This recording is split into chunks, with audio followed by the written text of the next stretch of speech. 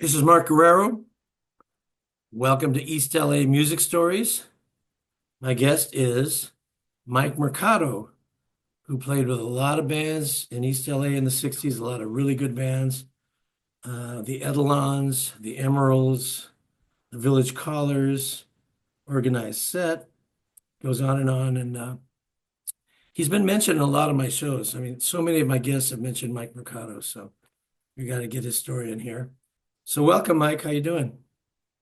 I'm okay. I'm doing fine.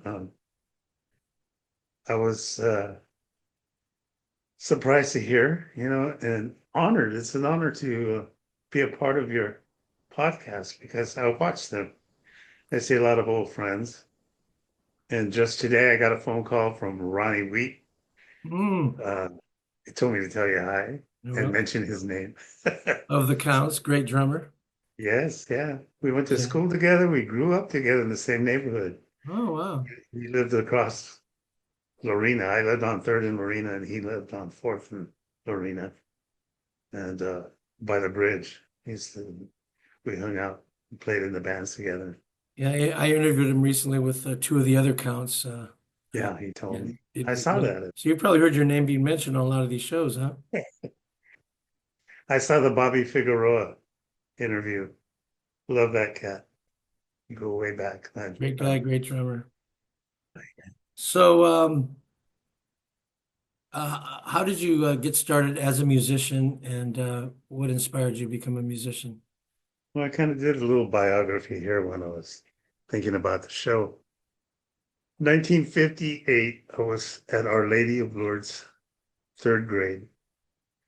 They had a band concert for the student body. And part of the concert was their what they called the swing band. Hmm. And they played jazz tunes from the 40s, 50s, and stuff. And this little guy stood up with a trumpet and played Stardust in front of the band. He soloed. And I was so taken by it. I went home that night and told my mother I wanted to be a trumpet player. So I got to join the I joined the beginner band, they called it, and I practiced and practiced. I practiced all day long, and my lips bled. I mean, I was determined, and I made it to the concert band, and from the concert band, I made it eventually into that swing band and started playing jazz tunes with under Taggart. Bill Taggart was the band director, and he's a former musician, jazz trumpet player, great trumpet player. So, he was an inspiration. And I fell in love with the trumpet. I really did. I fell in love with music. It was something that kind of lifted me out of, Boyle Heights and uh, being a little, we weren't really well off. We were struggling. So I had to earn the money to be in the band. They used to charge something like $5 for the rental and $5 for the lessons. So, paper routes, mowing lawns. Uh, I got lucky. Taggart, when it came time for me to have a professional horn, he offered me a job. And my job was to maintain all the instruments for the band, cleaning them, oiling them, greasing them, getting them ready, corking them. Uh, he had me do that, plus a lot of housework around his house. Oh, wow. Yeah, I mean, I was cleaning toilets. You're an indentured servant. Exactly. So my first trumpet was a buffet, Mm. and it was beautiful. They were like $375. Which back then was a ton of money. Yeah, especially for a single mom with three kids trying to put us through Catholic school. It was tough. But I promised her that I would earn money with it. And basically, I started doing that in the eighth and ninth grade. Now, Started playing with bands. is there any musical talent in your family tree somewhere? My mother was a singer. She loved to sing. She was offered a gig with a big band Mm. but her father said, no way, Mm. Mexican father, you know. So she had an ear for music. She had a love of music, and I think she was happy that she had a son that loved music too. Yeah. So I made her proud in So the now I end. know Taggart went from Lourdes eventually to Salesian High School, a Catholic school. Yeah. And I think you were telling me on the phone that you went to Cantwell first, right? My family has a tradition with Cantwell. My mother's family. Her brothers, my big brother went there. All my cousins went to Cantwell. And the principal of Cantwell was a friend of the family. He used to come and have dinner with us. Wow. Yeah. So there I was in Cantwell against my will. Another Catholic school too. Yeah, right. And at that time in the 1960s, they were brothers and priests were the teachers. Okay. Very, very few lay teachers. And they were strict, really, really strict. And one day I raised my hand in science class and I asked to be excused. And you're supposed to have a hall pass, right? Well, the teacher told me, he said, go ahead, it's right across the hall. And I said, well, where's my pass? And he didn't give me the pass. He said, you don't need it, just go.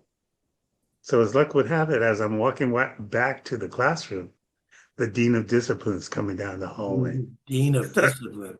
Ooh. Yeah, they had a dean of discipline.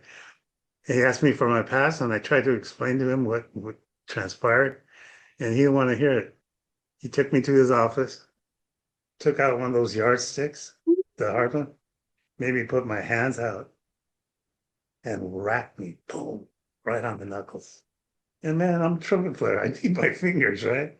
And it swelled up like, it hurt like hell. And I went back to the classroom, and when we had the recess, the break, I went to a friend of mine, Bobby Rodriguez, who was also there. His family had the same tradition, the Cantwell. Well, I went to Bobby and I told him what happened. I said, I've had it now. I'm out of this place. And funny enough, he agreed. He's, yeah, me too. So we walked into the principal's office. We asked for our transcripts. And I knew the principal personally because he'd been to my house so many times. Mhm. And he looked at me. He said, you really want to leave here? And I said, yeah, totally unhappy. I want to go. And we should mention that Bobby Rodriguez was yet another trumpet player. Yeah. Yeah. We were in the Cantwell band at the time, and the director was kind of sorry to see us go. I'm But sure he was. you know who else was at Cantwell at the time was Bobby Espinosa. Organ player for El Chicano. Yeah, yeah, Bobby was there. And we all kind of got tight, but that day we walked down the street from Cantwell to Hendricks in Whittier, and that's where Taggart lived. So we walked up to his house, we knocked on the door, and we told him we want to go to Salesian Prof. He took us down to Salesian, got us enrolled, and that night I went home and told my mom, I start school tomorrow at Salesian High School. What'd she say? She flipped, Oh, really? but she accepted it. I said, that's where the music is. So that time, Salesian High School had a really good band. There's people like Bobby Loya in there. And, uh, the Lourdes band itself was kind of like a feeding ground for Salesian in the end. People like Tony Garcia, Romeo Prado, like Sam Ramos and myself, and Bobby Rodriguez, uh, Ronnie Wheat, Johnny Betancourt. You know, you could name, I mean, that band was half full of future rock and roll musicians and Latino Yeah, some of the best musicians. musicians in all the East L.A. bands. They wound up joining some of the best bands and I forming mean, some. yeah, the Blue Sabbaths came out of there, the Midnighters, the Little Ray and the Progressions, Counts. most of the Emeralds, the Counts, all of us. So, and the organized set, all of us were basically Salesian, except the singer. Anyway, that's another story. But So what was the first band that you joined that was an existing band that started playing gigs? the Emeralds, All right. Anthony Bray's band. Right. The Etalons were kind of Mr. Taggart's band, and he kept changing personnel depending on who he favored that week, you know. And so the band never really gelled. We tried, but in the end, we got together one night and just said, it's over. How long would you say the Etalons lasted? Let's see, 1965 through the second half of 1965. By the end of that year, Sam Ramos was playing with the Emeralds, and Bobby went to the Counts. And let's see, Sammy called me up and said, "Hey, we're looking for another horn player because the Emeralds had lost their trumpet player or let him go."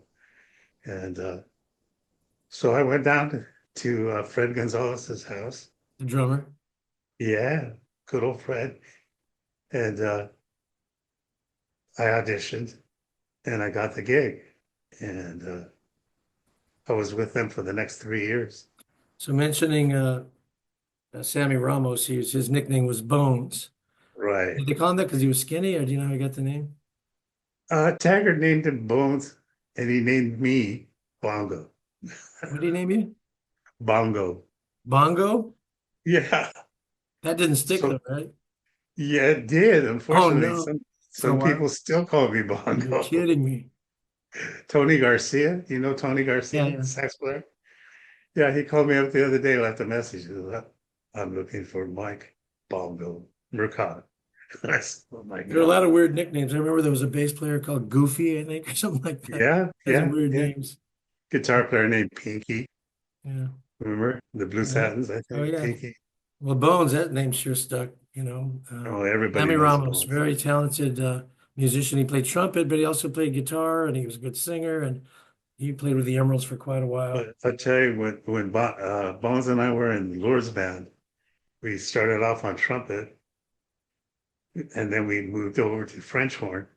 Hmm. Then we moved over to baritone horn. And by the time I got to Salesian, I was playing just about all the brass, trombone, trumpet, Oh, flugelhorn, um, French horn, baritone horn. I never played the tuba, yeah, thank but goodness. yeah. Wow.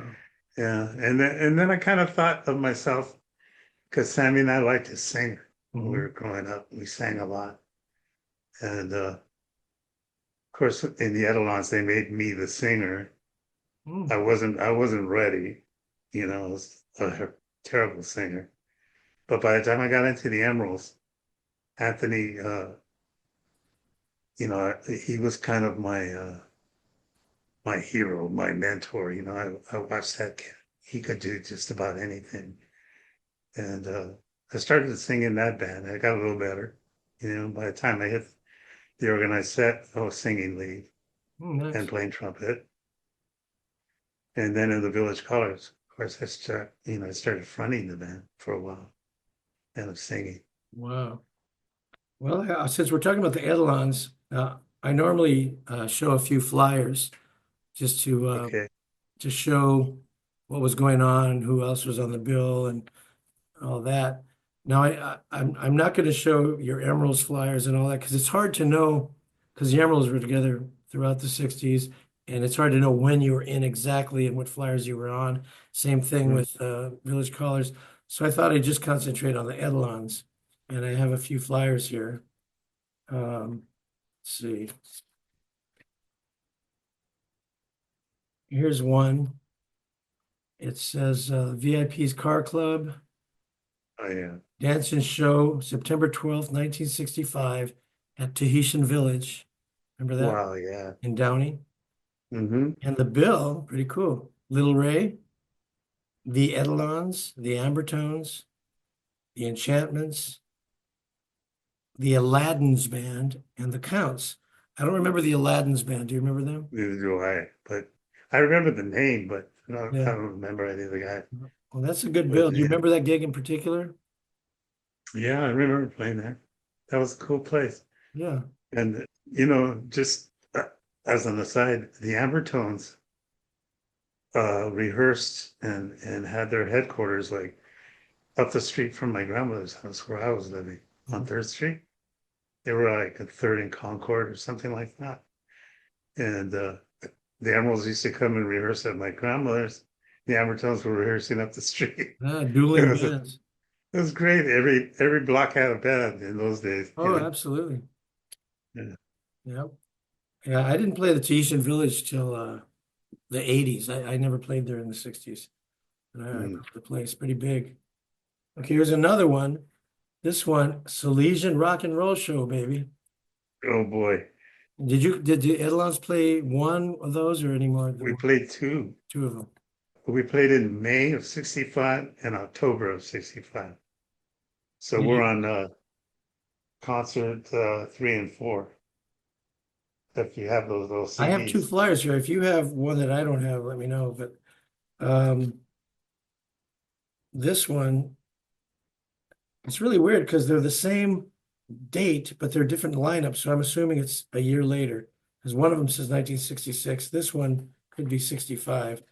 But this one, the bill is the Etalons, the Counts, the Relations, the Precisions, Goofy 6+1, the Velvet Tones, the Enchanters, the Parley Brothers, the Emeralds, the Ambertones, the Progressions, the Insiders, and the Little Heartbreakers, East L.A. College Yeah, Auditorium.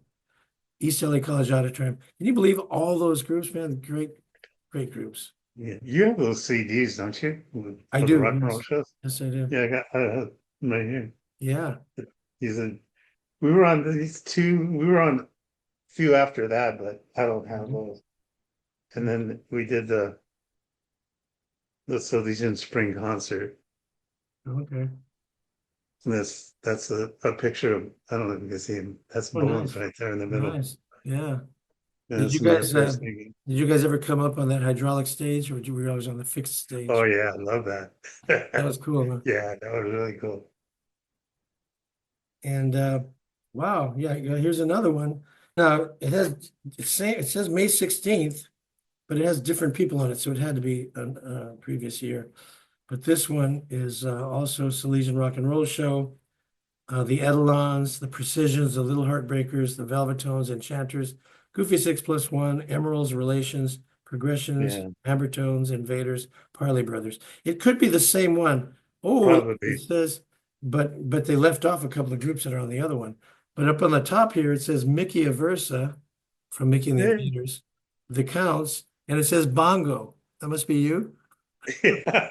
It says Doesn't say Bongo. Marco. Oh And my Clarence God. Playa. Remember Clarence Playa was in the Oh yeah, I love that dude. Terrence. So this one might be the same show. They just left off some people. I don't know. Could be a different one. Yeah. And but here's another one, another Silesian rock and roll show. The headliner, Dobie Gray, I had the was on big, that show. who had the big hit, the in crowd, and a couple of Hmm. years later he had Drift Away. Yeah, I love that. In my band of the mid '60s, the Men from Sound, we backed up Dobie Gray at the big union. We had the honor of backing him up. It was Cool. really cool. Yeah.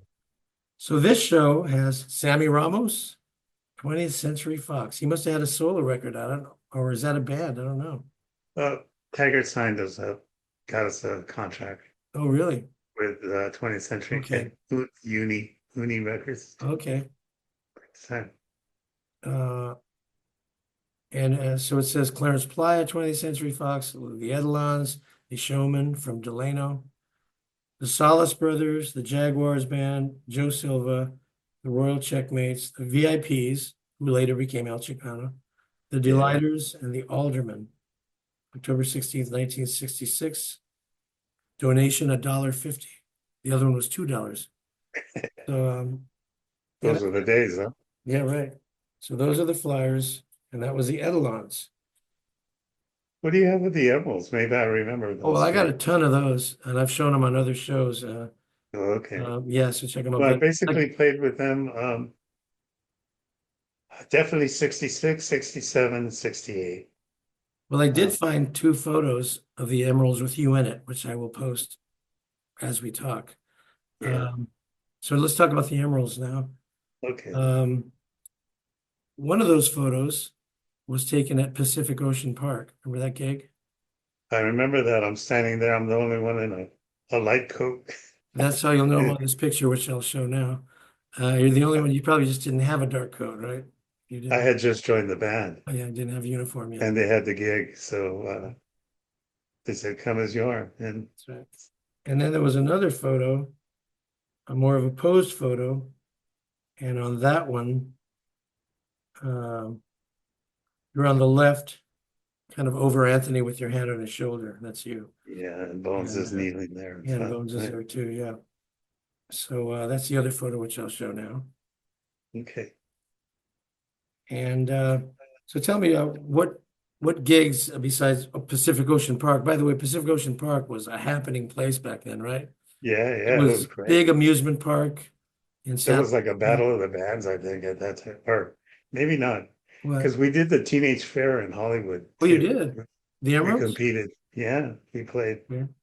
and that was a hot gig. And aside from that, we did the regular the circuit, man. Roger Young, Montebello Ballroom, uh, Kennedy Hall, the Union Halls, the Big Union, the Little Union, the Kennedy, St. uh, Alphonsus. St. Alfonso's. Yeah, I love that place. That's where I first saw the Midnighters. And fell in love with Willie G and Romeo and those cats. They were just.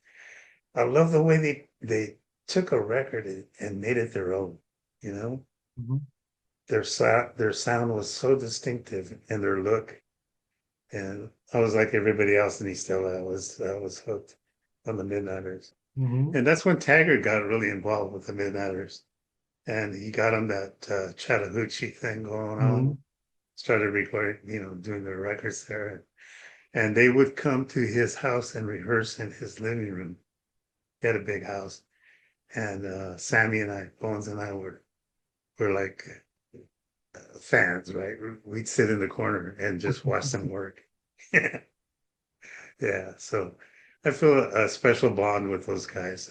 I knew them all.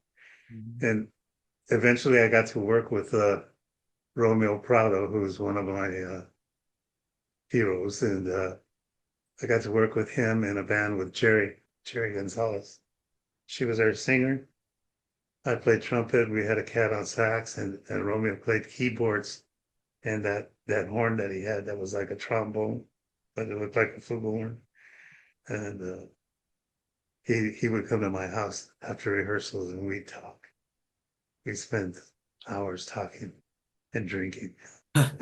Was that Poverty Train or was it a different group? No, it was a band called Smooth. It was Jerry's band, and it was one of her last bands here.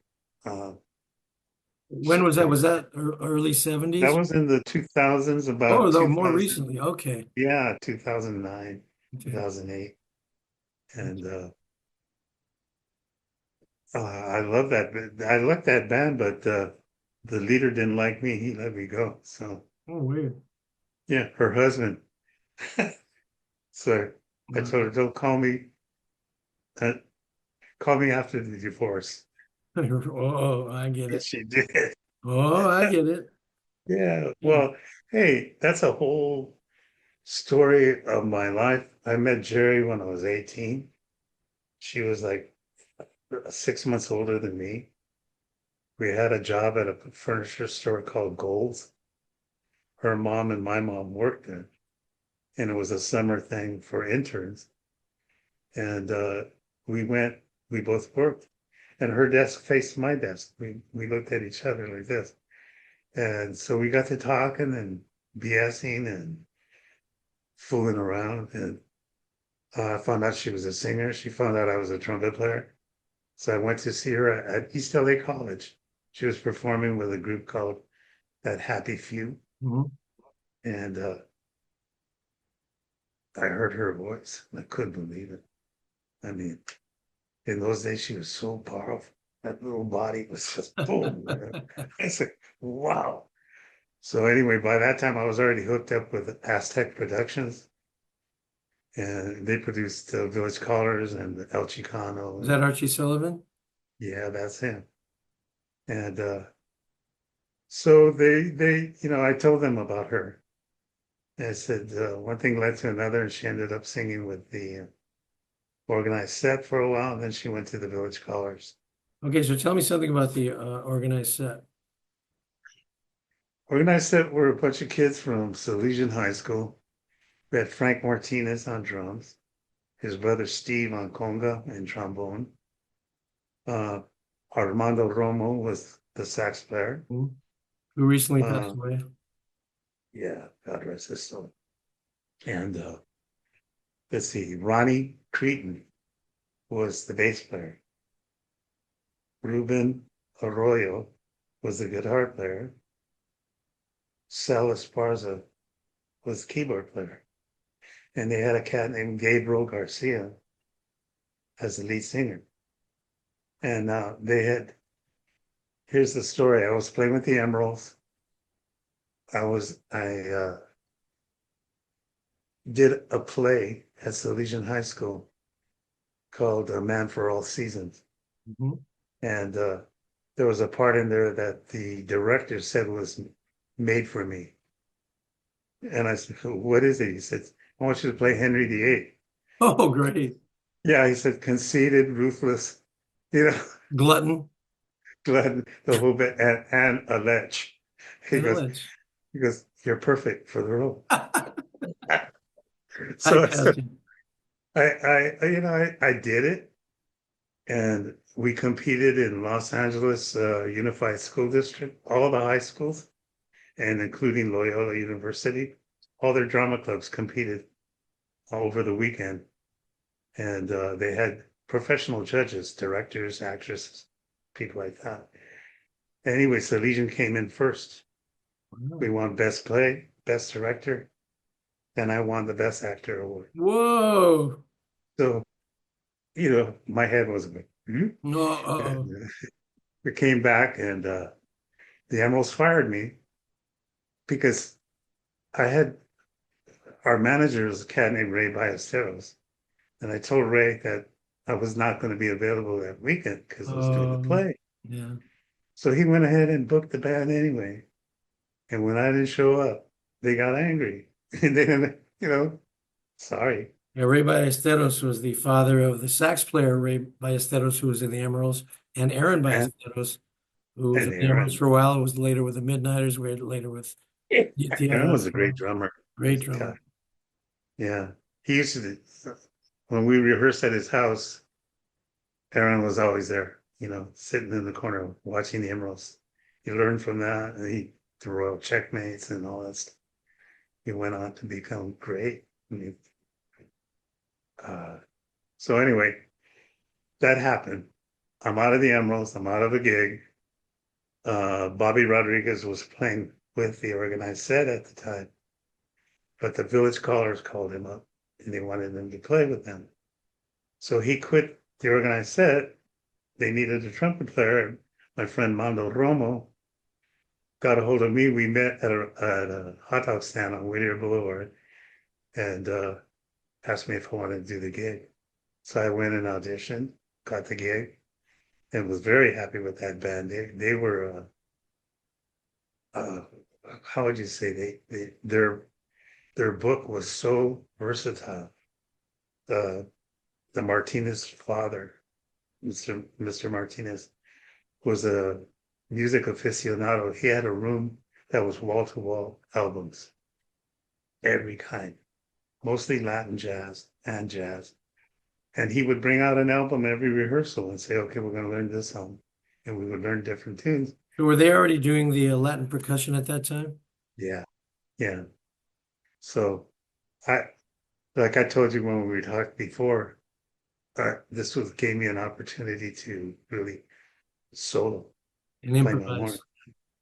It was like a awakening because the Emeralds, as good as they were, they copied the music exactly off the record. And if there were no solos, too bad, you did. And if there was a solo, you had to play it like the record. Mhm. So I didn't really get a chance to improvise with them. With the organized set, I did because, of course, Latin and trumpet go hand in hand. And with the Village Callers, of course. And then the Village Callers called me when they fired Bobby, and they made a whole personnel change, and they lost their drummer, their lead singer, the conga player, So their music changed, they were so cool, the Village Cars. They were the example, everybody was like, this is the new band, right? And So the when lead that singer that happened, left was Angie Bell that left, right? and Manuel Fernandez, The drummer, drummer. and Okay. then Chuck Marston, I believe his name was Maston, he left, and they let Joe Espinosa go. Really? And I don't know what the connection was, but all of a sudden they had a drummer and a bass player from Delano, you know, Sonny Ray and Charles Sarceda. Is that when Jerry Gonzalez joined after Angie Bell left at that point? Well, here's a here's an anecdote. Give me the scoop. We were playing at Disneyland on the rising stage, and our singer's name was Bertha, and she was a very pretty girl Is that Bertha from Delano. Oropesa? Bertha Oropesa? No, Oh, not that Bertha. This one was from Delano. She came down with Charles and Sonny, and she had a voice like Aretha Franklin. wow. I'm serious. I mean, she was very good. One night at Disneyland, there's this big commotion coming up the main street of Disneyland. There's a woman walking and a crowd of men following her. And it turns out it was our singer, and she was wearing in one of those wide knit dresses where you can see everything. Ooh. And she's walking Disneyland, and everybody's following her, and all the personnel, the security guys were like trying to get her. They came to us and they said, she can't go on like that. No way, Disneyland. So they offered her costumes. They had thousands clothes there. Snow And White costume, perhaps? yeah, something like that. And she refused. Oh, So we had to go on without her. And then they told us, if she comes back, forget it. You guys are out. So of course we had to get a singer, called up Jerry. And she uh-uh. came down and sang her little buns off at Disneyland. And we were very popular. We had that rising stage and people dancing. And right next door were the Pointer Sisters were playing, Wow. and they were hot at the time. And we played with what do they call the box cars or Box the group tops? that, yeah, yeah, Okay. Ticket for an Yeah, Airplane. yeah. Yeah, box Yeah, tops. those guys. We altered with them Oh, nice. on the stage. So after that, Jerry became our singer, and we had gigs at the Haunted House, the Cavern, Oh, really? PJs. In Hollywood. Yeah, Hollywood was our scene. It was great. You had Pioneer Chicken and Famous Amos. After the gigs, we go and hang out and stuff. But yeah, that's basically how it happened. Bertha, she blew it. And thank God. And we got Jerry and went on to become Poverty Train. Hmm. And we had dynamite vocalists. We had Bobby Figueroa on drums. He sang too. We had a guy named Lenny Macaluso on guitar. He was from Philly and he played so great, right? And we stole him from another band, and we got Bobby from a band called the Workhorse. They were with Aztec Productions also, and I think that's the band he was talking about the other night when they were working at up in Pasadena. And You talking about Bobby? yeah, the group was called the Workhorse, Hmm. and they had great personnel. And later on, their keyboard player was a songwriter. He wrote all these beautiful tunes. We put a band together and we auditioned at A&M Records, and they set up everything in this big auditorium, and we're standing there waiting. Back door opens. This little guy walks up, sits on the rafters at the far end of the thing, says, "Start." So we played the whole audition. We did the whole set of all the songs from him. He got up and walked out. It was Herb Alpert, Hmm. and he wanted to sign the band. Hmm. Said, okay, rehearsals. this and that, blah, blah, blah, blah, blah, blah, blah, blah. You'll be on a salary, the whole bit. But he didn't like the singer, And who the guy was that wrote the song. He didn't like his voice. This guy had a voice kind of like Joe Cocker. right? And the And was this drummer sang a which song. band was this? Was this They were originally called Shinola. the band that you're talking about that auditioned? Yeah, they got a producer who was connected to Herb Alpert, and he hired, like, put together four horns and the rhythm section. And the four horns, we were like playing flugelhorns, French horn, trumpet, and trombone. It was very mellow sound. And he wrote all the scores, right? So anyway, long story short, the keyboard player said, hell no, Oh, these are my songs. oh, If anybody's going to sing them, it's going to be me. mhm. When was this? Was this late 60s, early 70s, or when was It this? was in the 70s, Right. mid 70s. Yeah, I was Poverty Train had already broken up, okay. and we were here in town looking for gigs and we were recording. Our trombone player went to work for Tina Turner. Mhm. Guitar player went to work for Tina Turner. Keyboard player went off on his own, John Livingston, and Oh, started. he was in the Village Colors too. Yeah, yeah. He's got a lot of CDs. He did, lounge guy. And let's see, Bobby Fig went to the Beach Boys eventually, and Fuzzy, our sax player, Adolfo, went to college. Now, so I'm not confused here. So all those people you just mentioned were in on that A&M audition? No, no, I'm sorry. Okay, 'cause No, I'm getting a little confused now. it was just me and the trombone player. Right. Okay, and Bobby Loya was Mhm. there, and there was a great trombone player, and I can't remember his name. So the band that auditioned for A&M was not the remnants of the Village Colors. It was a whole other band, basically. Yeah, Except, it was a side gig. I got a call from them, and they said, "Hey, we'd like you to be part of this," and so I did. Mhm. And man, somebody offers you that kind of thing, and it was like, oh man, we're gonna make it, right? And then Mhm. it turned out, no. Because he didn't like that one guy's voice. Yeah, that was, And I was with A&M in 73 and 74, so he must have been right around that time or a little after that, the audition. yeah, same time that was going on, Bobby Rodriguez and I got together, and he was writing songs, and I was writing the lyrics for him. And he took the songs to. He was working with the Brothers Johnson band at the Mhm. time, so of course he took the tape to Quincy, Mhm. and Quincy told him, "I'm not interested. I spent the last 40 years trying to help black musicians. Oh, really? I'm not going to help Mexican." Are you serious? Dead serious. And then Wow. he referred us to Lalo Schifrin. Yeah. We went to Lalo, and Lalo wasn't interested, so that ended that dream. Yeah. But Lalo Schifrin was in South American, I forgot what country. yeah, And he was the guy that wrote the Mission Impossible theme. right. But he wasn't much into helping out Latinos. Yeah. Mhm. He was That's a the Mexican. business. What can I say? Yeah. But so that was interesting. So many opportunities and stuff.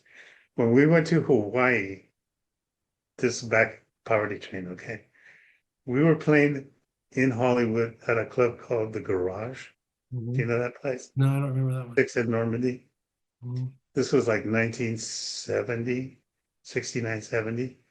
It was one of the few clubs that allowed mixed racial couples in and didn't hassle them, right? So we had a great crowd of blacks, Filipino, Mexicans, whites. We were all there and partying really great. The club manager was from Hawaii, and he went to Hawaii and told a club owner friend of his about our band. He said, you got to come and see him. So he did. He hired us to go to Hawaii for 6 months, 6 month gig, all paid. And of course, we took it.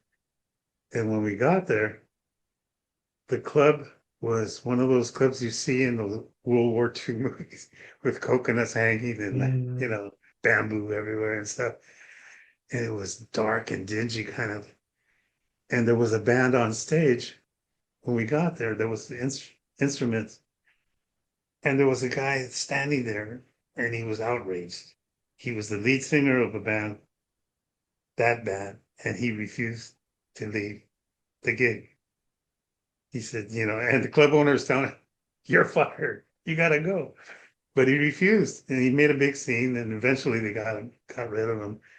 And we set up our stuff. And the first night we played, it was sailors, hookers, and locals.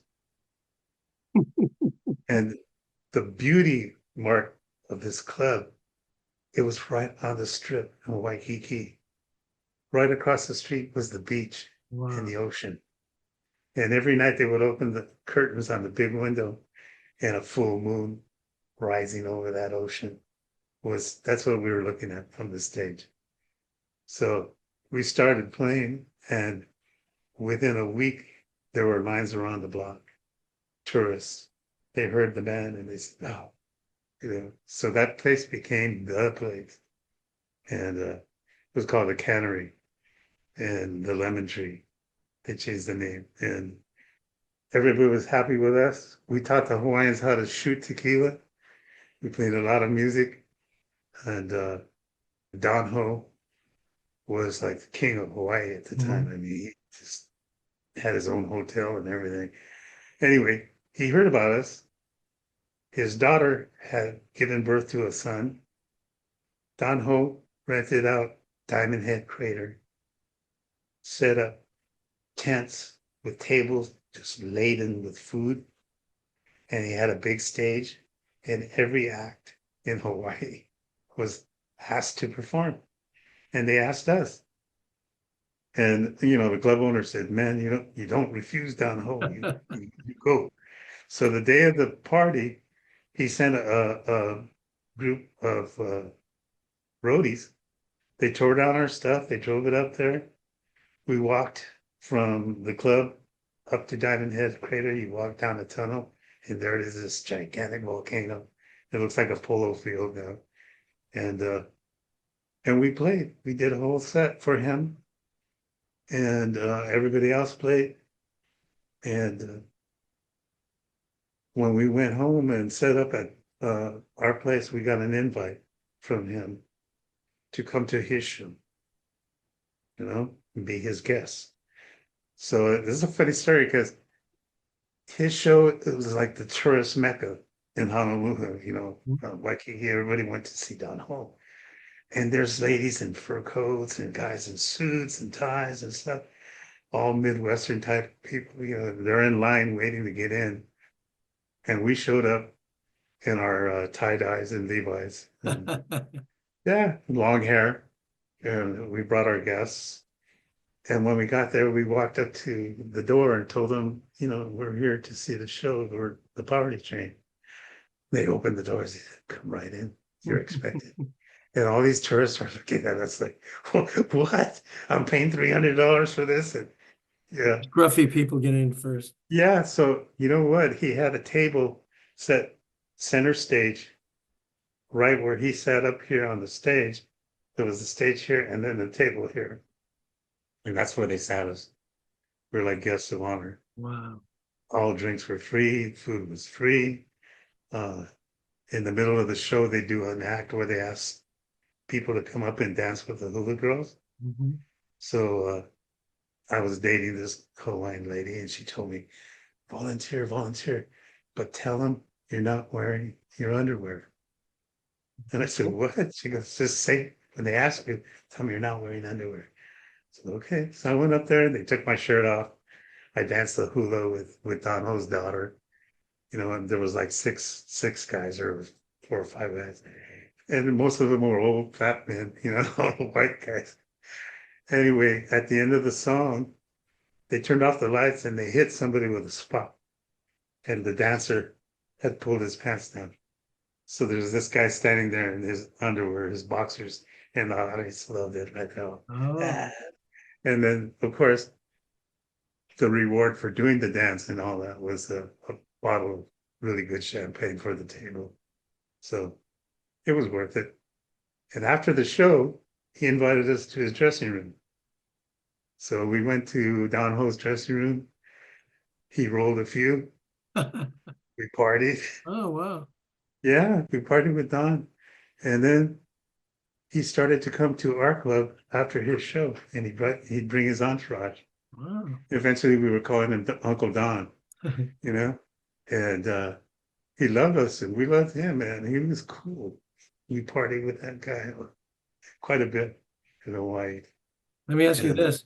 Uh, I'm just guessing, did your girlfriend tell you to say you were wearing no underwear so they wouldn't make you drop your pants? right, Good advice. yeah, it was cool too because I really wasn't Oh, you're going commando, back in those days. Yeah, yeah, you know how that was. But, huh? yeah, we had a ball in Hawaii. Didn't you also have an encounter with Carlos Santana there? Yes, I did. The girl I was dating had hung out with Santana's band the year before. They have something called the Sunrise Festival, and it's in Diamond Head Crater. And they have like 3 or 4 different stages and all kinds of food and shops, the people selling things, and they have a hose they wet down one side of the volcano, and people are mudsliding down the party, and then they have trucks full of beer. Beer truck, I guess, tankers with a little spigot, and people are. Yeah. Don Ho had that at his party too, and I've got pictures of that party. That was something. But anyway, yeah, Carlos was the main act, and they did the album with Buddy Miles. Oh, yeah. That album, that was the day, and so we played from 2 to 4 in the afternoon, and then he played from 4 to 6 in the evening. And so I got to meet cats he was playing with. It was Luis Casca, Hadley Kellerman, Buddy Miles, and Neil Sean on Oh, guitar. That was the band, and then a couple of guys from Santana were filled out the rest of the group. Keyboard player that went to Journey, Greg Rowley. Greg They Rowe. were all there, and we got to stand right up front and see them play, and it was like great. I didn't really talk to anybody except Luis. I talked to him, but that night we set up our gig, and in walks Carlos with his guitar, asking if he could sit in. Are you kidding? The guy was humble and he was nice. He was friendly. So, but the girl I was with, of course, knew him from the year before. So she introduced me to him. And we picked out a little table in the club, just the two of us. And we sat there and talked. And it was very, very easy to talk to him. It was just an exchange. And we hit upon an album by Freddie Hubbard called First Light. And I was trying to, I was at that time I was trying to learn the song, right? And he loved it. And he used it on his album. He used the guitar like the dun dun dun dun dun dun dun dun dun dun dun, you know.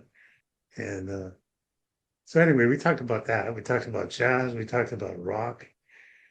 He talked about his band Santana, and he said he was kind of like up to here with the partying and the dope and the celebrity and all that stuff going on. And he said he was going to break up the band or leave the band and do something on his own. And sure enough, Caravanserai came out, and he was no longer Carlos, he was Devadip.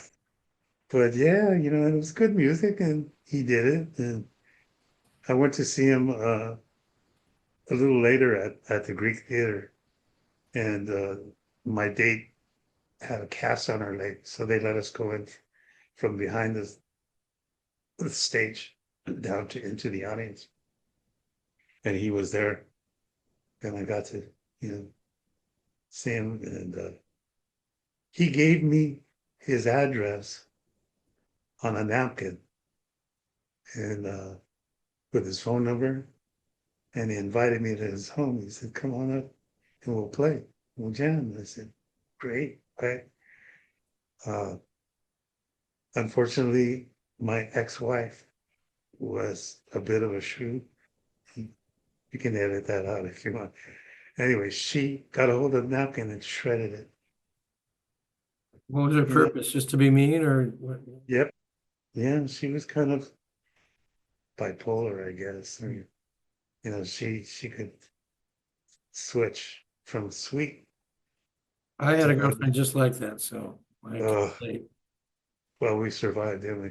Yeah. So anyway, I never got to see Carlos at his home, but I love the memory of the time I spent with him.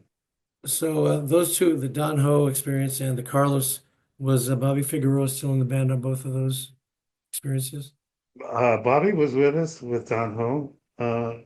The Carlos Santana, yes, he was.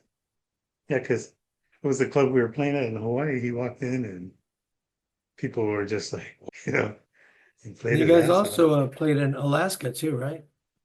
Yeah, yeah. What was that That was like? one gig they sent us to Alaska, and we got into trouble up there because the club owner owned this resort on a lake. Okay, and part of the resort was dining and show. They had a big show stage. They had a big show band and dining. Now the hall, they were making the rock and roll club, the dance club, but it wasn't ready when we got there. So he put us in a motel, and in the motel you had gambling, prostitution, and drugs. And the club manager ran everything. Okay. So the first thing he told us was no freebies from girls. And they were all little cutie pies, but hey, prostitutes.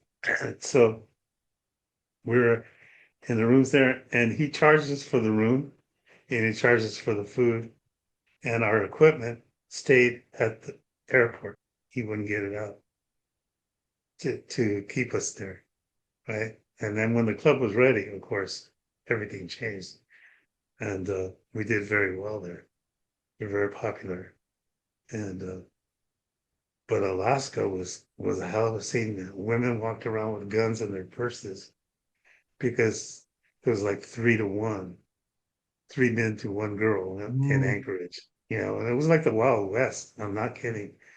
They were very rough. They're biker gangs, military, and there was always fights and stuff like that going on, and you had to watch yourself. But in the end, we had a really good engagement there. We packed that place, and it was funny because it was during the season when the sun didn't set, so you had to put aluminum foil on your windows or Uh, whatever so you can't could imagine sleep. that. Jerry was still with you, Gonzalez? Yes, Jerry was there. Bobby was there, and Johnny Gonzalez was still with us, but our guitar player left. So we had a guy named Joe Casados. I think Bobby mentioned him. Joe Casados was from San Bernardino, and this guy was just phenomenal and so humble. He was not ego at all. He played and he fell in love with an Eskimo woman up there. So at the end of the gig, he stayed in Alaska and never came back. Oh, wow. And it's funny because he was a boxing freak. He loved boxing. He had all the ring magazines and, this and that. So after our gigs, like 3 in the morning, sun's still up, we go back to the motel and change into our joggers and run the lake, Mm. you know, to keep us in shape. And of course, I was a smoker at the time. Anyway, Alaska was cool. We did a concert up there with Rare Earth.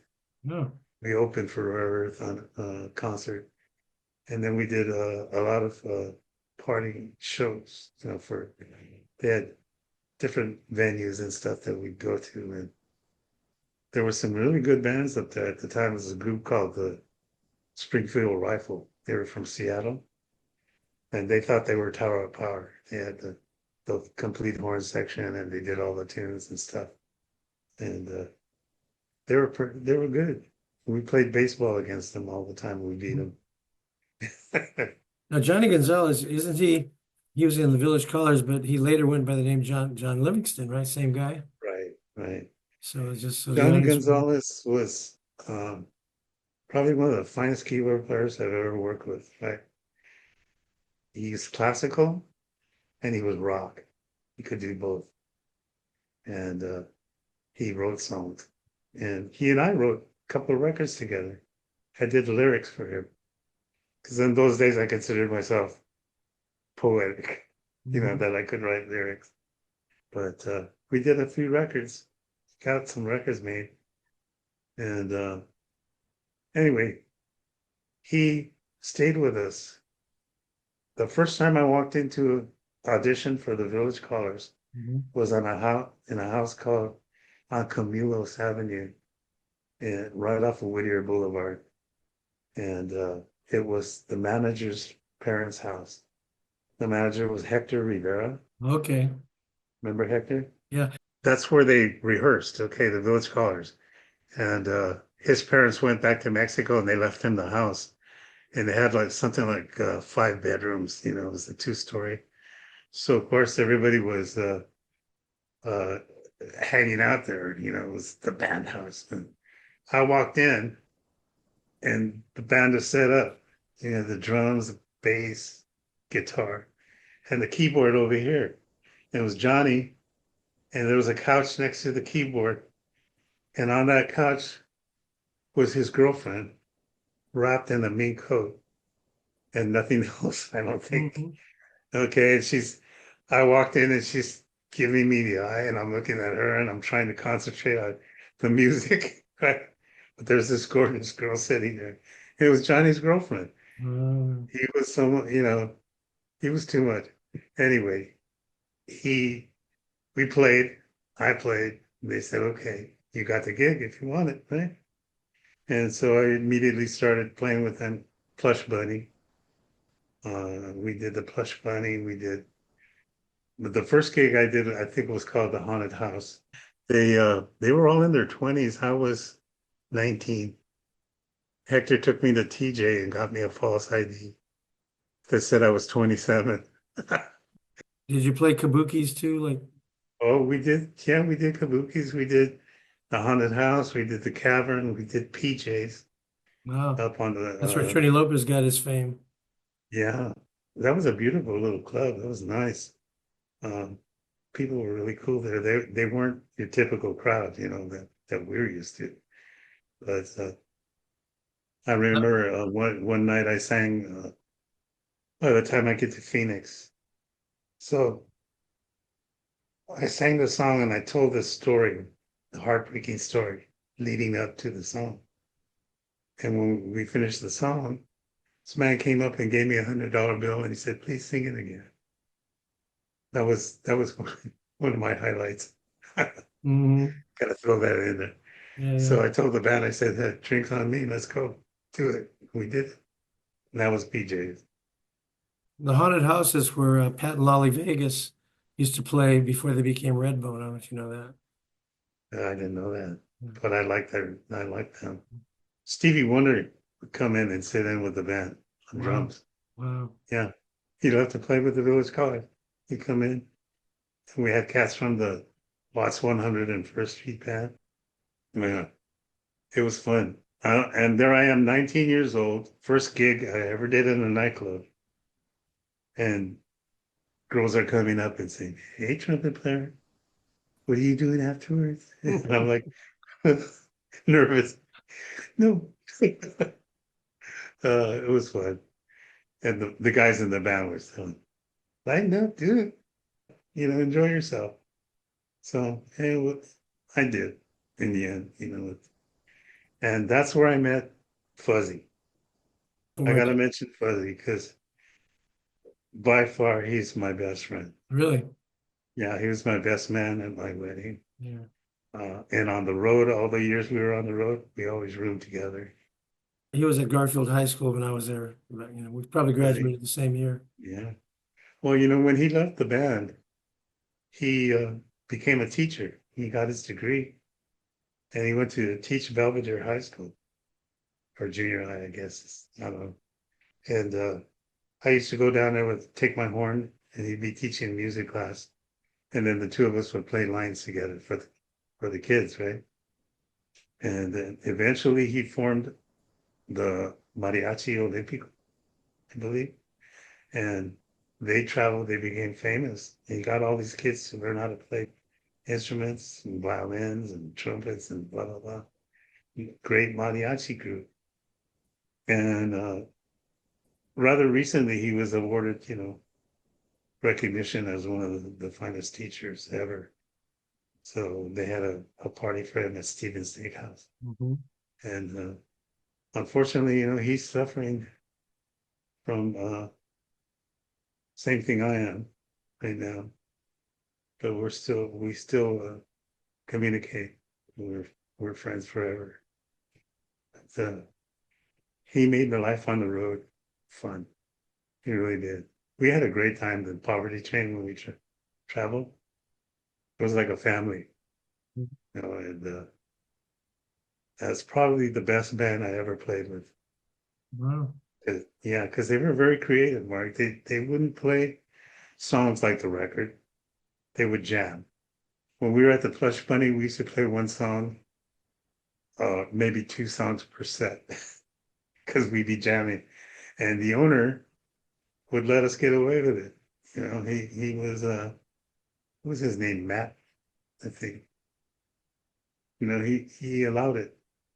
And I think we did him a tremendous favor.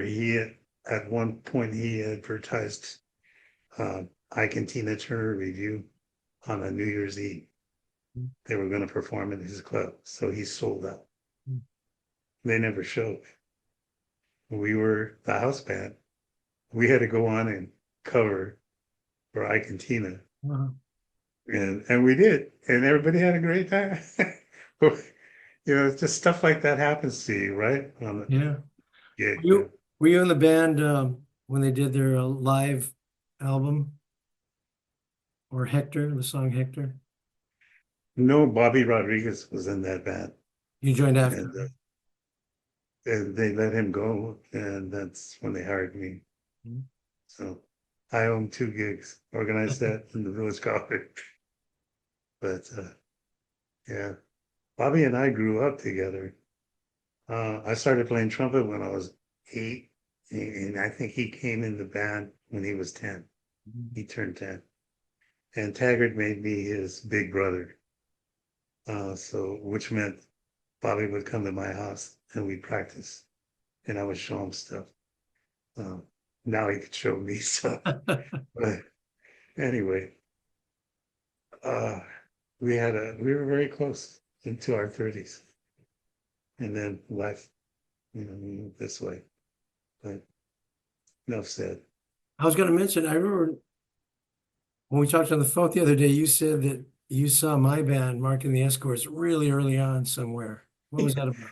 I saw you, and I don't even know if I was in high school yet. When did you start? How old were you? 63. I was about 14, 13. Okay, 63.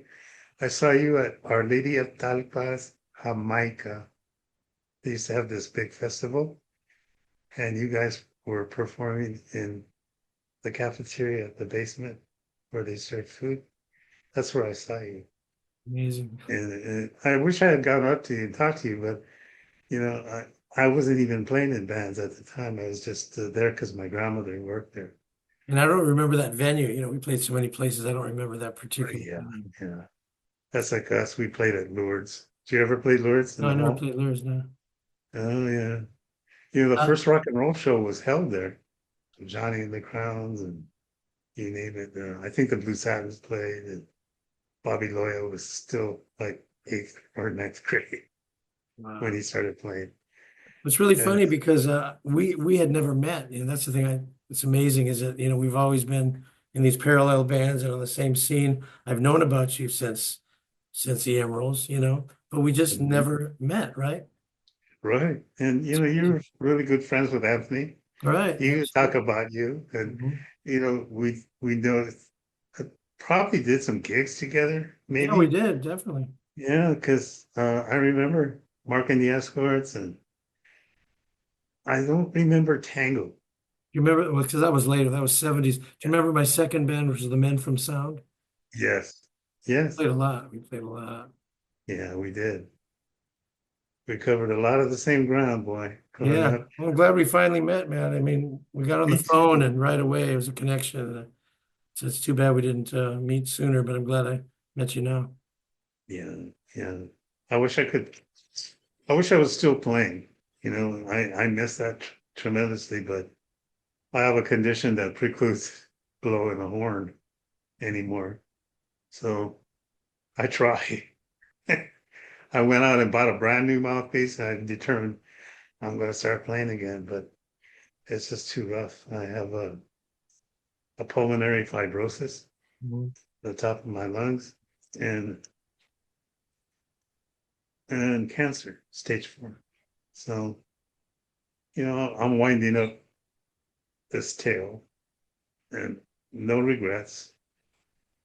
I've been a lucky so and so. I mean, from the time I was a kid at Lourdes, I learned to play the horn, loved it. And if anything, my legacy is that I got to play with some really fine musicians. You know, not that I was a great musician, but You I was were. good enough to play with. And I'm proud of that. Very proud of that. And I'm very honored that you asked me to do this. You know, So happy to have you, man. Very happy to have you. okay. Is there anything else you can think of that you miss, or do you think that does it? Well, well, I got to play with some very fine conductors. Elmer Bernstein, Carmen Dragon. Mhm. I got to meet Doc Jefferson. Um, one thing Taggart told me when I was growing up, he said, it doesn't matter if you have a Harry James playing lead trumpet for your band if he doesn't show up. If you're committed, you show up, you do the gig. And I think I only missed one gig in my life from being sick. But that was my thing. It was like, show up and be professional, do the job, don't cause trouble, you know? Um, Later on, I got to record with Bobby Z, and I got to record with Mestizo, L.A. They're a very good band, original stuff. And they're a band that's been around forever, and I never heard of them until they offered me a gig, in the 2000s. But they played with everybody. They had posters all over the wall showing who they played with, and man, where are you guys? But I did a recording with them that I'm kind of proud of. It was nice. Was that And Mestizo or what band was that? Mestizo, Mhm. who's in that band? Uh, man, Rudy Garcia, Ronnie Saldana or something. And these guys aren't guys that you've heard of, you know? Probably Augie Ramon, you probably heard of him, a conga player. I don't think so. And okay, and then you have Eddie Hernandez, drummer, excellent drummer, and Steve Lang on tenor and alto, and Carlos Luna on keyboards. And I played trumpet with them. Good band, really good band. All original stuff. I enjoyed it. But then I played with so many good bands. I mean, Little Ray's band was called Star. We played a Chatterbox in Garden Grove, and he had Julie Kelly on vocals, uh, Bobby Luna on keyboards. He had Charlie Luaris, Father Charles, Oh yeah. was He was in playing the Blue tenor. Satins, right? Yeah, And Father Charles and I knew each other from school in the Lord's Band and Salesian, and we got to work together in Star. Crazy. Was that in the 70s or what decade would that have been? Yeah, it was in the 70s. See, I'm one of those people that have the honor of being hired and fired 3 times by Little Geez, Ray. that's an honor. A little Ray 3 times, huh? Yeah, yeah. He's a tough taskmaster, and he Yeah. doesn't like people that talk back or don't take him seriously. And me, I'm kind of a goof, so he used to call me Mike Meticulous. Meticulous. Mike Yeah, Meticulous. yeah. Yeah. But time. Certainly a great singer, great performer. Oh God, is he? Yeah. I I had the pleasure of meeting him through Taggart back in the day. Mhm. And for a hot minute there, he actually came to Salesian High School Mhm. as a student. Mhm. And then they threw him out. He wound up at Garfield with me. Yeah. I had him for gym class, I remember. Yeah, Ray was something. Yeah. Uh, but he demands perfection. And Bobby Z loved Little Ray too. He calls him his mentor. Keyboard So player, right? yeah, singer, really great I just met singer. him recently at one of those breakfasts. Oh yeah, you go? Yeah, Good. I might go again. It was cool. Yeah, I can too if I feel good. I mean, I got this thing that just day to day, one day you feel good, next day you can't walk. Mhm. So uh, they had a breakfast last week. Little Willie G went, Fuzzy went, I Tony heard. Garcia. Fuzzy too, huh? Yeah, they all went and they were hoping that I was going to show up. But that day I got up and I couldn't get up. It was just one of those things. So I missed that and I'll regret that. But like I say, that's my claim to fame. I got to work with these guys. I grew up with some of them. We played together. You know, um, I like to think of our era as kind of like a renaissance in East L.A., where these bands just started to show up out of nowhere. Yeah. Because there's always been music in Latino community, but This was an explosion. You see, like a yeah, renaissance. it was like, wow. And everything happened at the same time. We had Motown and the Beatles, the English Invasion, James Brown, and Stax then, Ball. yeah, James Brown and Motown. Uh, and and jazz, the radio stations were crossing over. They were playing Willie Bobo, they were playing Mongo Santa Maria, Joni Mitchell. You know, what a what a time to be alive. Listen Frank to music. Sinatra. Huh? Frank Sinatra. Oh yeah. Yeah. And I grew up in the 50s, and my brother introduced me to Elvis, the Everly Brothers, you know, I love the Everly Richie, Brothers. they were Richie Valens. Yeah, anyway. But he and his friends would come over when my mom was at work, and they'd bring a 6-pack, cigarettes, and a record player, and they would play albums one after the other. Hmm. So my ears were attuned, right, to music. And then my best friend at the time lived behind his cousin, Helen, and she had friends, and they were into Dirty Dancing. They played that music. Hmm. Okay. And I would go over to their house and sit there and watch them listen to the music, and they'd be dancing and having a great time. So all of a sudden, that was happening in my life. And then Taggart, of course, played all the great jazz albums that he had. So Bones and I were introduced to swing music from the 40s and big band jazz. Took us to see Stan Kenton, people like that. What about like Miles Davis and the bebop stuff? My sister came home one day from when she was in high school, and she had 3 albums in her hand. One of them was Kind of Blue. The other was Spanish Grease. And the third was Songs for the Jet Set by Tony Bennett. So we started playing those around the house, and I started listening to that. And Miles Just, you know, trying to imitate his tone, just this sound. Because the minute you hear his horn, it's mild. Mhm. There's nobody else sounds like that ever. So I was working on that. And Tony Bennett, I loved the way he sang. So I learned all his songs and I would sing them. Mm. And the other album, Spanish Grease, I went to see Willie Bull several times live, when he came to L.A. I mean, he was one of the founding fathers of the Boogaloo. Everybody was into the Boogaloo sound. Mhm.